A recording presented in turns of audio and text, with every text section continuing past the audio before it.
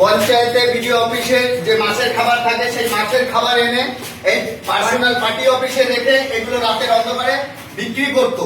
দেখুন আপনারা মাছের খাবারগুলো, বিডিও অফিসের মাছের খাবার, পঞ্চায়েতে থাকবে মাছের খাবার, সেখানে দলীয় কার্যালয়ে তৃণমূলের বস্তায় বস্তায় মাছের খাবার রেখে দিচ্ছে এবং রাতের অন্ধকারে এরা বিক্রি করতো মাছ চাষিদের।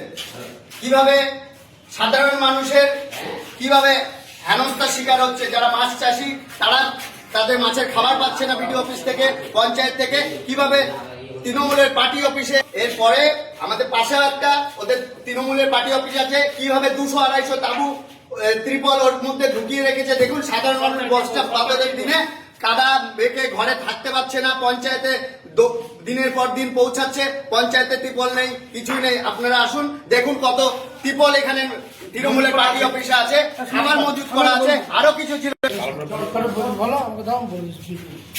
ফিশারি ডিপার্টমেন্ট থেকে যারা মাছ চাষি করে বিভিন্ন পঞ্চায়েতের আন্ডারে, তাদেরকে গভর্নমেন্ট থেকে যাতে উৎসাহিত করার জন্য, যাতে সহযোগিতা করার জন্য গভর্নমেন্ট থেকে মাছের খাবার দেওয়া হয়।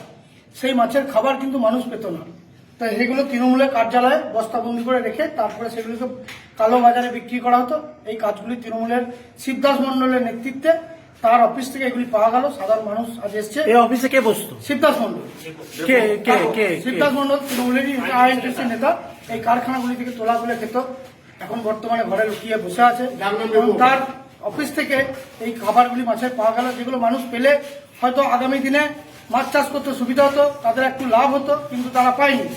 এবং আরেকটি যেটা দলীয় কার্যালয় রয়েছে, সেখানেও প্রচুর তিরপল পাওয়া গেছে। দেখুন এই বর্ষার সময় অনেক গরিব মানুষ আছে যাদের বাড়িতে জল পড়ে, তারা পাচ্ছে না তিরপল। চলুন আমরা ওই পার্টি অফিসে দেখাচ্ছি তিরপলগুলো।